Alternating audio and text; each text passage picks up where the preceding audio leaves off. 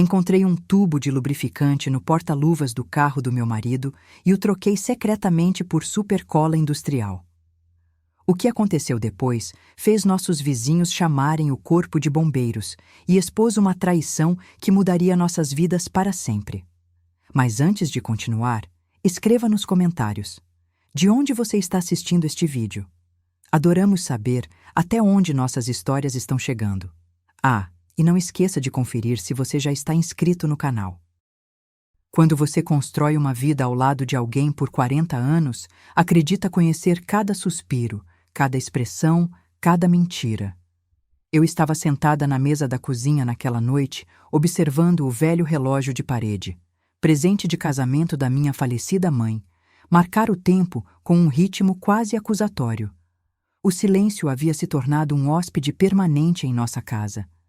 Júlio, meu marido, acabara de voltar de mais das suas incontáveis reuniões de trabalho. Seu rosto carregava o peso do cansaço, mas também algo mais. Culpa, talvez? Ele jogou o casaco no sofá, afrouxou a gravata como se fosse um laço do qual precisava desesperadamente escapar e desabou na cama sem sequer tomar banho. Foi então que notei. Um perfume floral doce e estranho misturado à sua colônia cara. Esse cheiro era como um intruso, uma confissão descarada de uma vida que eu não conhecia. Minutos depois, o ronco suave de Júlio preencheu a casa. Um som que antes me trazia conforto, mas agora parecia uma canção de ninar para uma tola. Levantei-me com a graça silenciosa que desenvolvera em 4 décadas como esposa e comecei a organizar a bagunça que ele deixara na sala. Seu casaco, carteira, celular e o velho laptop. A tela do celular ainda estava acesa, um novo e-mail brilhando como um presságio sombrio. Franzi a testa. Júlio nunca usava e-mail. Ele sempre dizia: Glória, toda essa tecnologia é muito complicada. Prefiro apenas fazer uma ligação. Mas ali estava, bem à vista. Movida por uma curiosidade mórbida que parecia ao mesmo tempo errada e necessária, abri a mensagem. Você foi incrível esta noite, papai. Seguido por um coração vermelho. Congelei como se tivesse levado um tapa. Papai? Quem o chamaria assim, num tom tão íntimo? Deslizei o dedo para baixo, meu polegar tremendo, procurando por mais pistas. Mas não havia nada além de um estranho endereço de e-mail que não me dizia nada. Um arrepio percorreu meu corpo, não de frio, mas de um medo visceral e profundo. Era como um vento gelado entrando por uma fresta na porta da minha vida, revelando uma câmara secreta que eu nunca soube existir. Olhei para o quarto onde Júlio dormia, seu rosto sereno contrastando com a tempestade dentro de mim. Meu coração batia como o de uma ladra. Rapidamente devolvi o celular, minhas mãos tremendo tanto que quase o deixei cair. Continuei arrumando, agora com movimentos mecânicos. Ao verificar os bolsos da calça dele, encontrei um papel dobrado, um recibo de uma churrascaria chique em Goiânia, datado daquela mesma noite. Franzi o senho. Goiânia? Ele havia me dito que estaria se encontrando com sócios em São Paulo. Uma risada amarga escapou dos meus lábios. Júlio odiava dirigir para São Paulo. Goiânia, por outro lado, era onde sua mãe vivera antes de falecer. Ele tinha boas lembranças de lá, como sempre me lembrava. Mas com quem jantara enquanto mentia sobre estar em São Paulo? O recibo mostrava um jantar para 2 pessoas, com uma garrafa cara de Cabernet Sauvignon, o mesmo vinho que ele me comprara em nosso 10º aniversário, e pratos principais de filé e massa. Tentei lembrar da última vez que Júlio me levara a um lugar assim. Talvez 10 anos atrás, quando abri minha primeira padaria. Aquela memória agora parecia uma fotografia desbotada num álbum de recortes de engano. Peguei meu celular e, com uma resolução silenciosa e determinada, fotografei o recibo e o e-mail. A intuição de uma esposa de 40 anos é um conhecimento profundo e primitivo. Algo estava acontecendo e eu precisava descobrir o quê. Fui para a garagem, onde o SUV de Júlio ainda estava quente. O ar cheirava a gasolina e aquele perfume doce e estranho de suas roupas. Abri a porta com um pavor frio no estômago e vasculhei o assento do motorista. Nada fora do comum. Algumas moedas e uma garrafa de água vazia. Mas ao estender a mão para o porta-luvas, meus dedos tocaram algo plástico e escorregadio. Puxei o objeto e meu coração quase parou. Um tubo de lubrificante pessoal usado, com resíduo seco na tampa. Uma prova pegajosa e condenatória. Fiquei ali na garagem escura, segurando aquilo como se fosse um segredo sujo, uma manifestação tangível dos meus piores medos. Júlio e eu não éramos íntimos há anos. Ele sempre dizia estar cansado, que a idade havia esgotado seu desejo. Então, para que serviria este lubrificante? A questão ecoava na minha mente. Cada sílaba como um golpe de martelo na minha frágil realidade. Senti-me paralisada, mas mantive a cabeça fria, um instinto de sobrevivência entrando em ação. Devolvi o tubo exatamente onde o encontrara e limpei minhas mãos com um guardanapo, esfregando-as até ficarem em carne viva, como se temesse que a traição deixasse uma marca permanente na minha pele. Continuei procurando, desta vez com mais cuidado e método. Sob o banco traseiro, encontrei guardanapos amassados impregnados com aquele mesmo perfume floral doce que não era o meu suave aroma de rosas. O cheiro era estranho, desafiador, um grito alto de infidelidade no santuário silencioso da nossa garagem. Fotografei tudo. O lubrificante, os guardanapos, como se pudesse capturar até mesmo o cheiro em uma imagem. Fechei o carro e voltei para dentro. O peso das evidências me oprimindo mais do que qualquer saco de farinha que já levantei na padaria. Na manhã seguinte, assim que o sol nasceu, eu já estava acordada, um fantasma em minha própria casa. O café da manhã que preparei para Júlio era simples. 2 ovos fritos, torrada e uma xícara do café preto forte que ele gostava. Eu mal havia dormido, as imagens do lubrificante, do recibo e daquele e-mail girando na minha cabeça como um carrossel venenoso. Júlio desceu parecendo cansado, cabelo desgrenhado e olhos ainda sonolentos. Pegou sua xícara, deu um gole e a colocou de lado, meio cheia. "Tenho uma reunião importante hoje", disse com a voz rouca, sem me olhar nos olhos. "Tenho certeza de que chegarei em casa tarde." Ele era tão bom nisso, pensei. As mentiras fáceis, o tom casual, me dava calafrios. Assenti com um sorriso forçado, embora tudo o que quisesse fazer fosse gritar. "Onde é a reunião? Com quem? Em Goiânia de novo?" Mas me contive, minha raiva um fogo silencioso, e simplesmente respondi. "Tudo bem, tome cuidado." Ele se levantou, deu um leve tapinha no meu ombro, um gesto que parecia mais uma reflexão tardia do que um sinal de afeto, e saiu. A porta se fechou, deixando a cozinha em silêncio, e eu com uma suspeita que se transformava em certeza monstruosa. Não podia simplesmente ficar sentada criando teorias. Precisava da verdade, de provas concretas. Peguei meu celular e liguei para Dona Maria, uma amiga de anos que me ajudou quando abri a padaria. Ela uma vez mencionou um detetive particular especializado em casos de infidelidade. "Olá, Dona Maria. Você pode me ajudar a entrar em contato com Marcos? Eu preciso dele." Ela ficou em silêncio por alguns segundos antes de responder. "Glória, o que está acontecendo? Júlio fez alguma coisa?" Suspirei, não querendo entrar em detalhes pelo telefone, meu orgulho ferido e em carne viva. "Eu só preciso saber a verdade. Você pode me ajudar?" 1 hora depois, recebi uma mensagem de Marcos marcando um encontro ao meio-dia em um pequeno café no centro da cidade. Sentei-me em um canto isolado, uma sombra em um ambiente iluminado. Marcos entrou, um homem de meia-idade, baixo e atarracado, com uma camisa azul clara simples e olhos filosóficos que pareciam ler tudo, penetrando além da superfície das coisas. Entreguei-lhe um pendrive com as fotos que havia tirado na noite anterior. "Isso é tudo o que tenho", disse, minha voz trêmula. "Não tenho certeza, mas acho que meu marido está me traindo." As palavras tinham gosto de cinzas. Marcos assentiu, examinando cada imagem em seu celular, seu rosto impassível, uma fachada profissional escondendo quaisquer pensamentos. Senhora Rocha, eu entendo. Começarei a seguir o Sr. Rocha esta tarde. Não se preocupe, a informarei assim que possível. Olhei para ele, tentando conter as lágrimas que ardiam em meus olhos. Obrigada, disse suavemente. Eu só quero saber a verdade, seja ela qual for. Saí do café e caminhei pela multidão, sentindo uma solidão que nunca havia experimentado antes.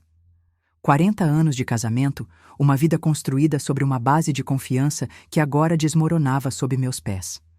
Eu havia depositado toda a minha confiança em Júlio. Sempre acreditei que ele era um homem de família, minha rocha, minha âncora. E agora eu estava contratando um estranho para segui-lo. A ironia era uma pílula amarga de engolir. Naquela noite, enquanto revisava faturas na padaria, meu celular vibrou. Uma mensagem de Marcos. Abria com o coração a mil, o sangue rugindo nos meus ouvidos. Era uma foto de Júlio com sua camisa azul clara habitual, entrando em um restaurante chique de mãos dadas com uma mulher. Ampliei a imagem e meu coração parou. Era Ana, minha nora. Usava um vestido preto justo com maquiagem pesada, batom vermelho intenso e cabelo solto. Eles não pareciam sogro e nora, mas um casal em um encontro. Seus corpos voltados um para o outro, um segredo compartilhado entre eles. Afundei na cadeira, minha mão tremendo enquanto segurava o celular. Ana? Como isso era possível? Em reuniões de família, ela e Júlio sempre agiam distantes, mal se falavam. Percebi agora que era um ato magistral, uma performance para meu benefício. Marcos enviou mais fotos. Em uma, estavam sentados em um canto isolado, a mesa decorada com velas e flores. Ana inclinada para ele sorrindo e Júlio brindando com o copo dela, um olhar estranhamente terno no rosto. Vi a foto e senti uma dor esmagadora no peito. Em 40 anos, nunca o vi olhar para mim daquele jeito, nem mesmo quando éramos jovens. Quando eu era aquela garota do Rio de Janeiro com cabelos longos e um sorriso radiante, ele me olhava com adoração genuína, com um amor que eu pensava ser meu. Agora, era dela. De madrugada, chegou um vídeo de Marcos. Coloquei fones de ouvido, uma tentativa desesperada de manter o segredo contido, e dei play. Minhas mãos tremiam tanto que quase deixei o celular cair. No vídeo, Ana se inclinou perto do ouvido de Júlio, sussurrando algo que o fez rir alto, um som que me era estranho. Em seguida, levantaram-se e saíram.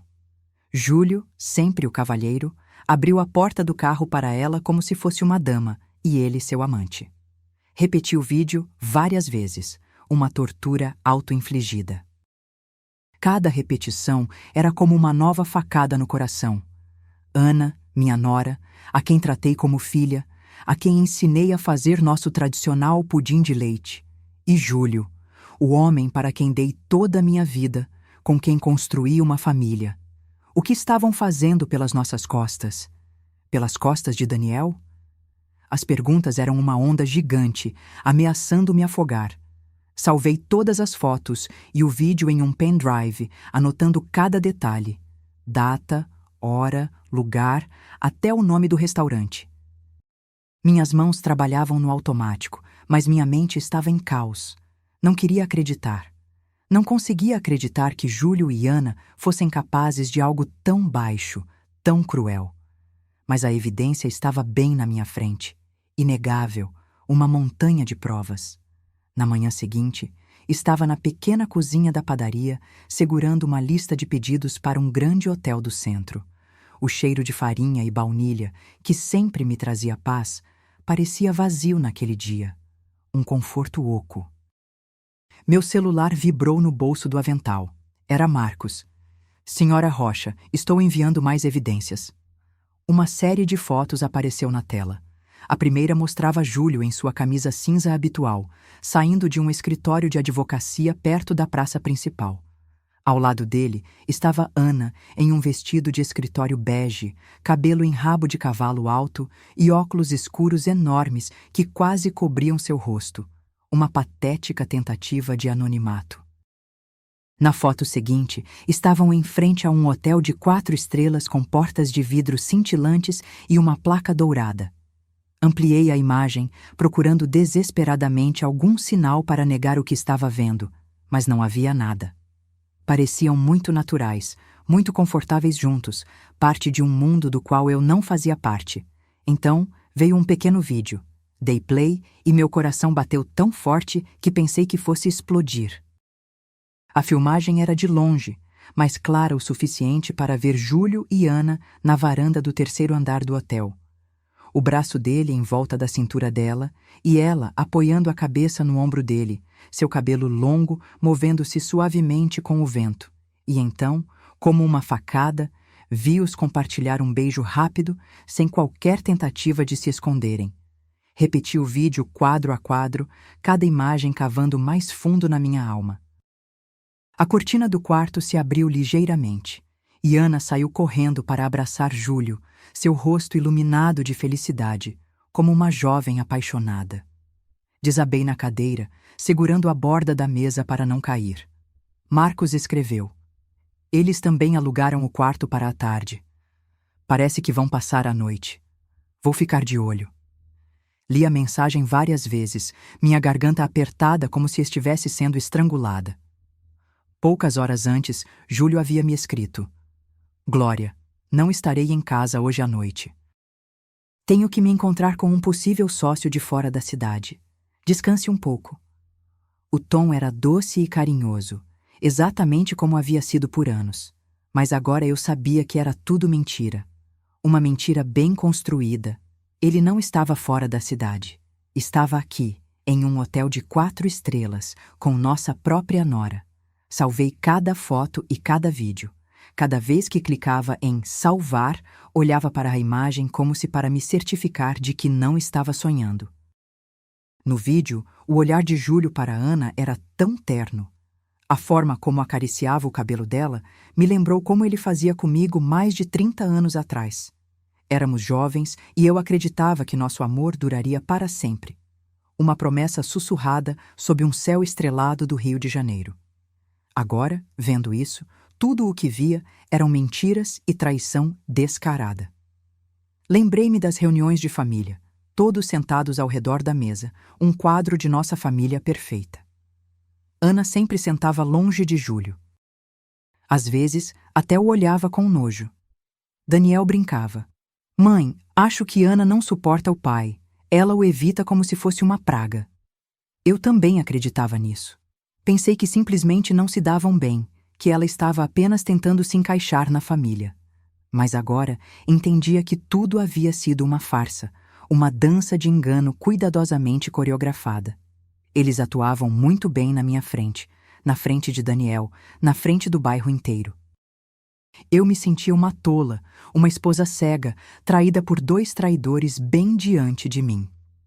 A gota d'água veio quando Marcos me enviou um arquivo de áudio. Colocando os fones de ouvido, ouvi a voz de Ana, fria e ambiciosa. "Papai, apresse-se com esse contrato falso. Quero ter toda essa rede de lojas já. Quero que essa velha feia saia da casa." Senti um golpe no peito e apertei o celular com força. Então veio a voz de Júlio, profunda e confiante. "Não se preocupe com esses papéis. Glória não sabe de nada. Deixe isso nas minhas mãos. Ela confia demais em mim." Foi como uma faca torcendo no meu coração. Não estavam apenas me traindo, estavam planejando roubar tudo o que eu havia construído. A rede de padarias, todo o suor, lágrimas e noites sem dormir. Assando cada fornada, correndo pela cidade para fazer entregas e manter minha reputação. Era tudo meu. Júlio nunca sujou as mãos na cozinha. Nunca trabalhou no balcão ou assinou contratos com hotéis. E agora, ele e Ana queriam tirar tudo. Me expulsar da casa que eu havia transformado em lar. Quase desabei, mas ainda tive compostura para copiar o áudio para o pendrive onde guardava as outras evidências. Anotei cuidadosamente a hora e o lugar, como se tentasse me manter firme no meio da tempestade. Foi então que tomei minha decisão. Não seria uma vítima passiva. Não deixaria que me roubassem nem mais um dia de dignidade. Era a hora de agir, e eu sabia exatamente o que fazer. Naquela noite, no jantar, sentei-me em frente a Júlio na pequena cozinha, sob a luz amarela que dava ao seu rosto um brilho estranho e distorcido. Ele comeu e falou monotonamente, como se nada estivesse errado. Glória, tenho que assinar alguns papéis de negócios importantes esta semana. Talvez você devesse dar uma olhada neles. São complicados. Peguei um pedaço de pão e fingi dar uma mordida, mas na minha cabeça só conseguia ouvir a voz de Ana da gravação. Papai, apresse-se e assine os contratos falsos. Eu sabia que ele estava testando o terreno, querendo me arrastar para seu plano sujo. Dei a ele um sorriso seco e respondi: sim, darei uma olhada neles mais tarde. Estou cansada agora. Ele assentiu, bebeu mais alguns copos de vinho, o rosto ficando vermelho enquanto falava arrastado sobre um cliente difícil. Eu assentia como se estivesse ouvindo, mas por dentro queria gritar: você acha que sou tão estúpida? Quando se levantou, cambaleando, e foi para o quarto, limpei a mesa com movimentos lentos, contendo a raiva que fervia dentro de mim. Ele se jogou na cama, roncando alto, e deixou as chaves do carro na mesa de cabeceira, brilhando sob a luz fraca. O chamado de uma sereia para minha vingança. Entrei no quarto devagar, cuidando para não fazer barulho. Cada passo era uma caminhada entre a dor e a resolução, entre o passado e um futuro desconhecido. Peguei as chaves, apertando-as com força, e fui direto para a garagem. A noite estava quieta, como se o mundo prendesse a respiração. Tudo o que ouvia eram os grilos lá fora, seu chilrear uma trilha sonora para minha fúria silenciosa. Liguei a lanterna do celular. A luz fraca iluminou o velho SUV de Júlio, um cúmplice silencioso em sua traição. Abri a porta. O cheiro de gasolina ainda estava lá, misturado com aquele estranho perfume doce. Abri o porta-luvas e lá estava o tubo de lubrificante com a tampa solta e resíduo seco na borda. Um monumento à infidelidade deles. Segurei-o na mão, sentindo como se estivesse tocando um segredo sujo. Estava claro que haviam usado novamente, confirmando que Júlio e Ana ainda jogavam seu jogo secreto. Levei o tubo para a cozinha, coloquei-o no balcão e lavei minhas mãos com sabão de limão, esfregando-as completamente como para apagar qualquer vestígio da traição. O cheiro fresco não acalmou minha raiva, mas ajudou a manter o foco. Abri a gaveta de ferramentas e peguei um tubo de supercola industrial transparente, a mesma que usei para consertar uma cadeira na padaria. Era uma ferramenta do meu ofício, agora uma arma da minha vingança. Desenrosquei cuidadosamente a tampa do lubrificante e enchi o tubo com a cola, gota a gota, até que estivesse completamente cheio. Limpei o bocal, agitei-o suavemente para misturar e testei um pouco. Saiu suavemente, assim como o lubrificante original. À primeira vista, ninguém notaria a diferença. Sorri fracamente, embora um furacão se enfurecesse dentro de mim. Isso não era um jogo. Era o primeiro passo para obter justiça. Coloquei o tubo de volta no porta-luvas, ajustei o tapete e o assento exatamente como estavam e fechei o carro. Voltei para casa e coloquei as chaves de volta ao lado do despertador de Júlio. Na manhã seguinte, servi o café da manhã como sempre. Júlio, disse calmamente, tenho que viajar para Belo Horizonte amanhã para assinar um contrato com um novo sócio. Chegarei em casa tarde. Você pode cuidar do jantar? Observei-o com o canto do olho. Ele pareceu surpreso, mas vi algo brilhar em seus olhos que não era preocupação. Era alívio. Um grande contrato? Perguntou, pegando minha mão com ternura fingida. Não se preocupe, vá em frente. Eu cuido disso. Aquela faísca em seus olhos, aquela leve curva nos lábios, como se um peso tivesse sido levantado, perfurou meu peito. Ele queria que eu fosse embora, e eu sabia exatamente por quê. Naquela noite, fingi estar cansada e fui para a cama cedo. Tenho que acordar cedo amanhã para pegar o ônibus, então vou dormir. Ele assentiu, dando-me um tapinha no ombro. Descanse, Glória. Tenha cuidado na sua viagem. Deitei e fechei os olhos, mas aguçando minha audição, atenta a cada som na casa. Perto da meia-noite, quando o ronco de Júlio parou, ouvi-o sair da cama silenciosamente. A luz fraca de seu celular brilhou na escuridão. Ele saiu do quarto, pensando que eu dormia. Fiquei imóvel, o coração batendo forte. Então, lentamente, levantei-me e o segui na ponta dos pés. Escondi-me atrás da cortina grossa da sala de estar e vi-o parado num canto escuro perto da janela. Ele colocou o celular no ouvido e falou suavemente. Sim, claro. Venha para a casa amanhã. Não teremos mais que ir para um hotel. Glória tem que sair da cidade para assinar um contrato e voltará tarde. Ouvi uma risada suave do outro lado. A voz doce de Ana.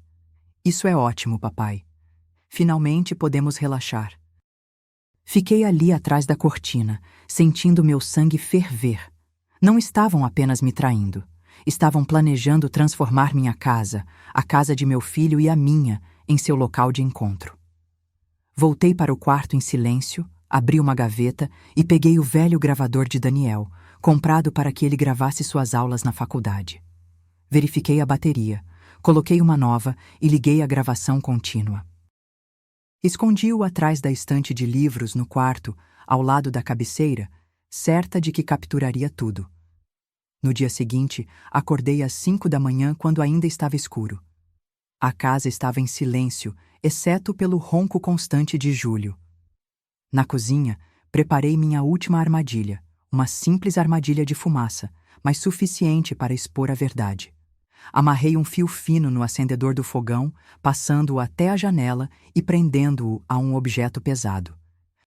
Tudo o que precisava fazer era puxá-lo de longe, e a chama acenderia o óleo, criando uma fumaça preta espessa, suficiente para alarmar os vizinhos. Coloquei uma jaqueta, peguei minha bolsa grande e fingi que estava saindo para minha viagem. Antes de sair, entrei no quarto e sacudi Júlio suavemente. Tenho que ir para a rodoviária agora. Vou assinar um contrato. Provavelmente voltarei tarde esta noite. Ele abriu os olhos e com voz sonolenta respondeu. Tudo bem, tenha cuidado, Glória. Ligue se precisar de alguma coisa. Em vez de ir para a estação, fui para o outro lado da rua, para a casa de Dona Fátima. Ela era minha vizinha e amiga. Glória, o que você está fazendo acordada tão cedo? Aconteceu alguma coisa?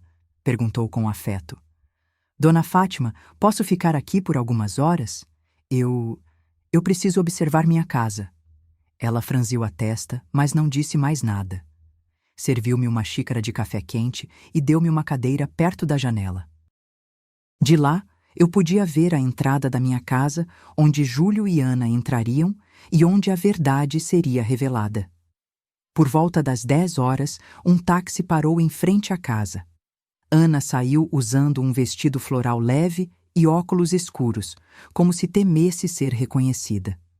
Júlio abriu a porta, olhou ao redor apressadamente e rapidamente a conduziu para dentro. Segurei minha xícara de café com força, o coração batendo no peito. É a hora, murmurei, e liguei o aplicativo no celular, conectado ao gravador escondido. O som começou a vir pelos meus fones de ouvido. A risada de Ana, o tilintar de copos, passos pesados. Então ouvi a voz grave de Júlio. Tudo bem, não temos mais que nos esconder em um hotel. Ana riu. Você realmente sabe escolher seus momentos. A velha feia se foi, certo?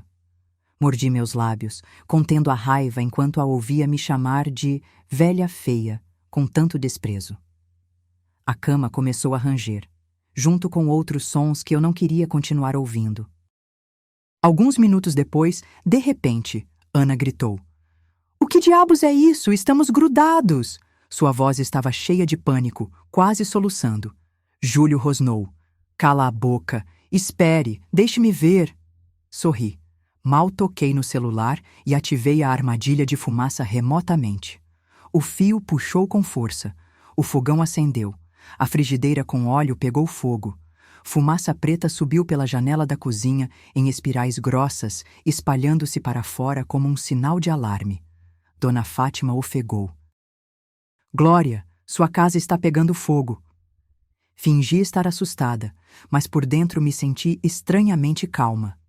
Os vizinhos começaram a sair em seus quintais gritando: A casa da Glória está pegando fogo! Chamem os bombeiros! Um homem por perto, o Sr. Souza, rapidamente pegou seu celular e ligou para o corpo de bombeiros da cidade. Fiquei ali, segurando minha xícara de café com força, meus olhos fixos na minha casa. Tudo estava indo conforme o plano. Nos meus fones de ouvido, a voz de Ana soava cada vez mais desesperada. Júlio, faça alguma coisa. Não consigo me mover. A voz de Júlio rugiu. Não grite, estou tentando. Mas eu sabia que eles não podiam fazer nada. A supercola industrial que eu havia trocado já estava em ação, deixando-os presos em seu momento mais humilhante. Imaginei-os lutando, assustados, e uma parte de mim se sentiu satisfeita. Não por crueldade, mas porque eles me empurraram para isso. Queriam tirar minha padaria, minha família, até mesmo minha honra. Agora pagariam por isso. A fumaça continuava a subir, ficando mais espessa. Os vizinhos se amontoavam, gritando em pânico. O que está acontecendo? Alguém perguntou. Onde está a Glória? Ela saiu da cidade para trabalhar. Foi o que ouvi. Outro respondeu. Dona Fátima, parada ao meu lado, olhou para mim com olhos desconfiados, mas não disse nada. Apenas apertou minha mão suavemente. Eu sabia que ela suspeitava, mas eu não precisava explicar. A verdade estava prestes a explodir, e eu estava pronta. Apenas 10 minutos depois, a sirene de um caminhão de bombeiros soou no final da rua. O veículo vermelho acelerou e parou bruscamente em frente à minha casa. Vi Daniel pular do assento do motorista em seu uniforme de chefe dos bombeiros, o rosto tenso. Meu filho gritou com voz firme: Preparem o equipamento rápido, pode haver pessoas lá dentro. Olhei para ele e senti uma dor aguda. Meu filho, sempre tão orgulhoso de sua família e de seus pais, agora estava prestes a enfrentar a verdade mais cruel. Queria correr e abraçá-lo, dizer: Me desculpe, Daniel. Mas não tinha outra escolha. Fiquei parada, deixando que tudo seguisse seu curso. A fumaça da cozinha continuava a subir espessa, fazendo Daniel e sua equipe acreditarem que havia um incêndio sério. Meu filho liderou o caminho com um martelo, derrubando a porta da frente. O som da madeira estilhaçando ecoou no ar. Seus colegas de equipe o seguiram com mangueiras e extintores. Ouvi a comoção vinda do quarto, os gritos desesperados de Júlio misturados com os soluços de Ana. Daniel entrou no quarto e eu podia imaginar o que encontrou. Seu próprio pai e sua esposa, nus, grudados um no outro na cama, seus rostos pálidos de dor e pânico. Através dos fones de ouvido, ouvi a voz de Daniel vacilar. — O quê? O que é isso?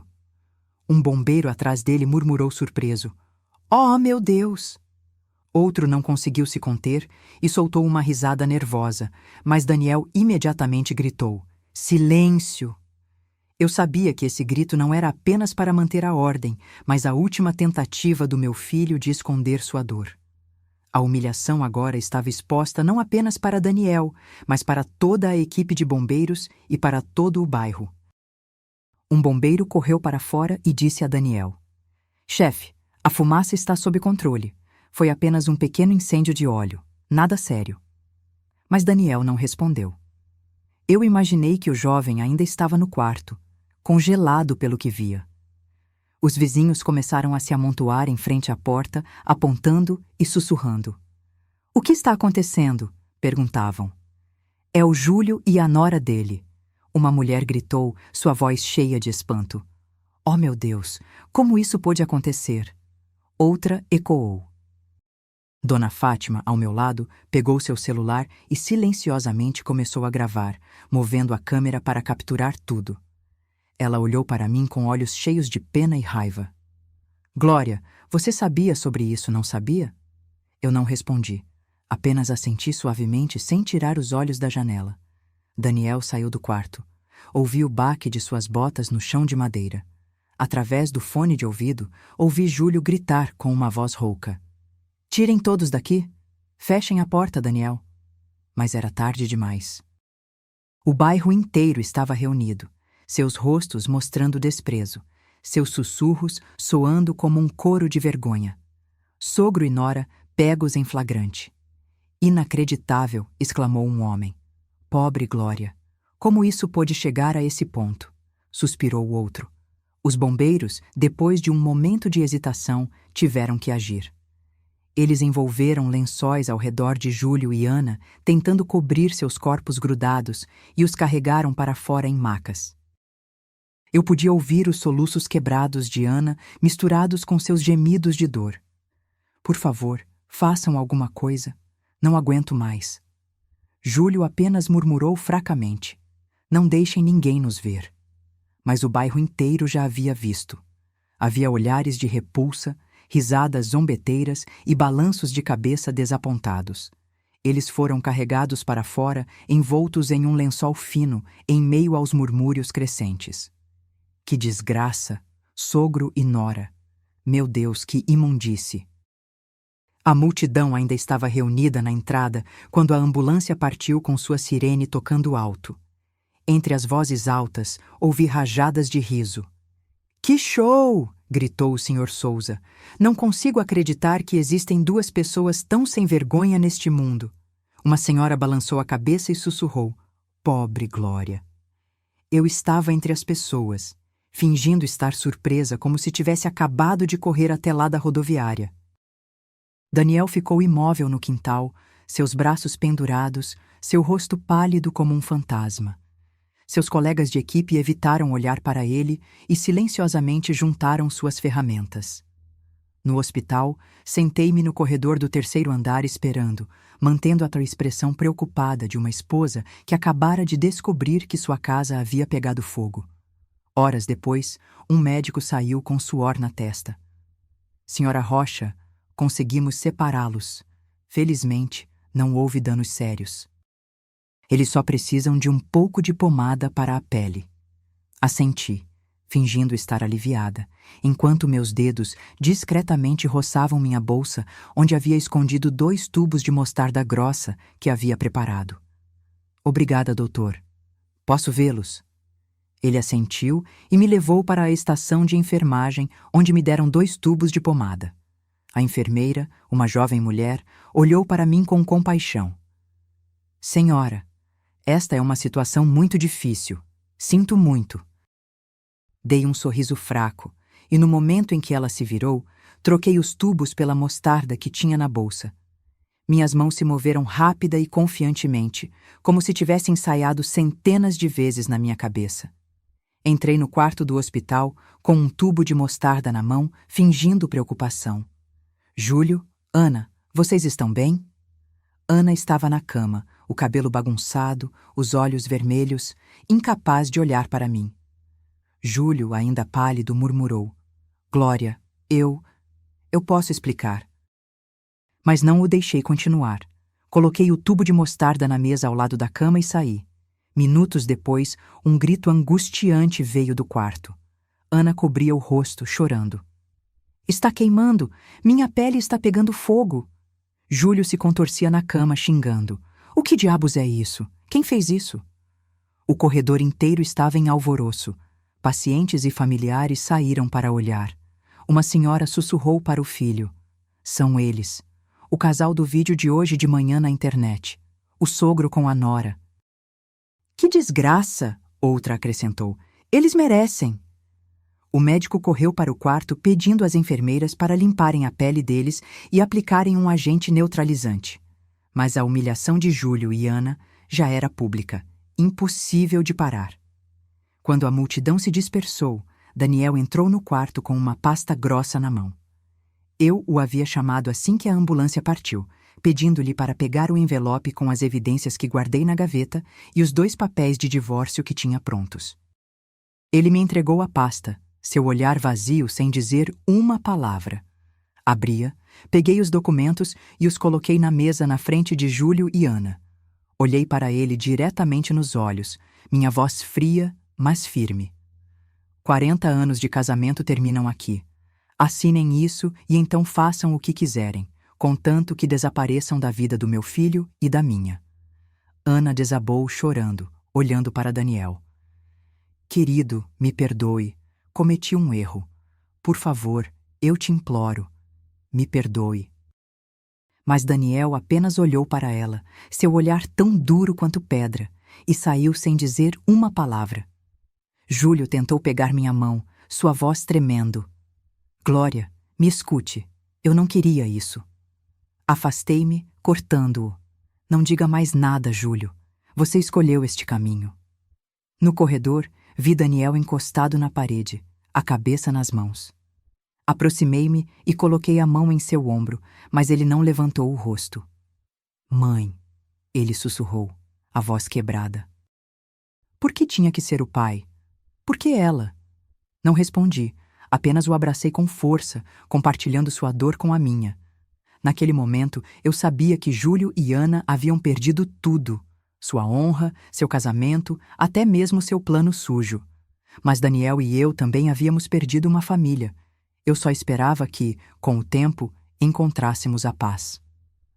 Algumas semanas depois do escândalo, minha padaria estava mais movimentada do que nunca. A pequena campainha na porta não parava de tocar. Os clientes entravam e saíam com sorrisos e elogios. Glória, você é tão forte, disse Dona Fátima, segurando uma sacola de pudim de leite recém-assado. O bairro inteiro está orgulhoso de você. Eu sorri e agradeci a ela. As pessoas me apoiavam, me chamavam de mulher forte, mas só eu sabia que essa força vinha dos pedaços quebrados do meu coração. Daniel se mudou para morar comigo. Ele não era mais o Daniel alegre e sempre rindo que costumava ser. Os olhos agora pareciam profundos, como se carregassem uma ferida que não cicatrizaria. Mãe, quero ficar aqui por um tempo, ele me disse na primeira noite enquanto entrava com sua mala. Vou te ajudar a administrar a padaria, conversar com os clientes, o que você precisar. Abracei-o sem perguntar nada. Eu sabia que Daniel precisava de tempo, e eu também. Toda manhã abríamos a padaria juntos. Preparava o forno e arrumava as bandejas, e Daniel revisava as faturas e ligava para hotéis e restaurantes.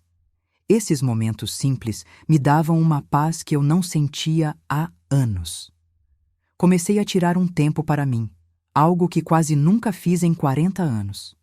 Entrei em um clube de culinária no centro comunitário, onde mulheres da minha idade compartilhavam receitas e histórias. Também ia à igreja nos fins de semana. Sentava-me em silêncio com a luz dos vitrais no meu rosto e orava. Não por Júlio ou Ana, mas por Daniel, por mim mesma, para que encontrássemos força para seguir em frente. Uma tarde, enquanto a padaria estava cheia de clientes, sentei-me no caixa, observando o movimento na rua. A campainha na porta não parava de tocar. O cheiro de pão doce enchia o ar. Olhei para as bandejas de pudim de leite e doces e pensei sobre toda a jornada. Eu havia construído essa padaria com minhas próprias mãos. De uma garota no Rio de Janeiro para uma mulher que sabia como suportar. Júlio e Ana queriam tirar tudo de mim, mas falharam. Eu mantive minha padaria, eu mantive Daniel, e o mais importante, eu me mantive. Agora, se você gostou dessa história, já clica nesse próximo vídeo que está aparecendo na tela, porque nele você vai conhecer outra história de traição e reviravolta como você nunca viu antes.